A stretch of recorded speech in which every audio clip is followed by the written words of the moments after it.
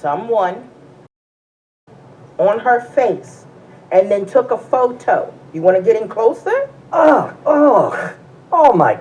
Well, that happened, and there's worse to come, if you'll pardon the pun. Now, Twitter is calling her the human cumsock. Yes, guys, this is The Idol. HBO's The Idol. I normally look forward to what HBO churn out because it's often very high quality, good adult drama, keeps you gripped, keeps you interested, and perhaps teaches you things you didn't know about, places in the world and people and cultures, etc., etc.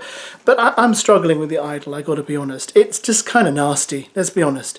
It's just kind of nasty, and it just gets nastier, creepier, darker, and weirder. Now, you know what they say. Why are you complaining about something? If you don't like something, you don't have to watch it. And that is true. And in this case, you know what? I may actually stop watching it because it's clearly not for me. I have no idea who this is for.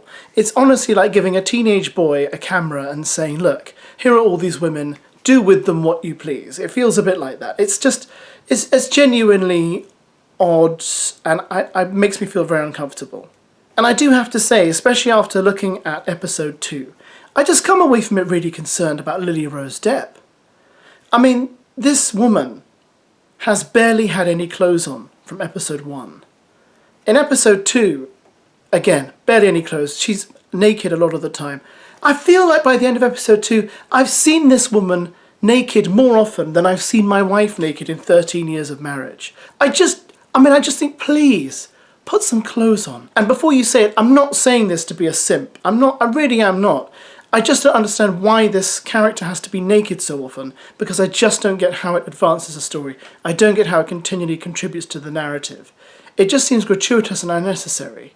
If you've watched the show, you'll know what I mean. I can stretch that tiny little... Anyway, if this sounds like your cup of tea, and I imagine there are some of you watching it who will think, yeah, it does, go ahead and watch it. See what you think of it. See how you feel about yourself by the time you reach the end of episode 2. You might need to wash off all the guilt once you finish. I don't think I can carry on watching it, and I wouldn't recommend it to anyone.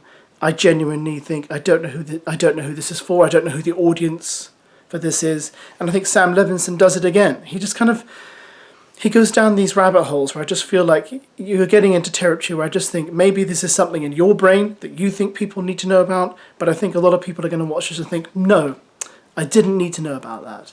So I wouldn't recommend The Idol, but if you want to, get your family around, gather them around the TV, have a watch, and see what the general consensus is. Bye.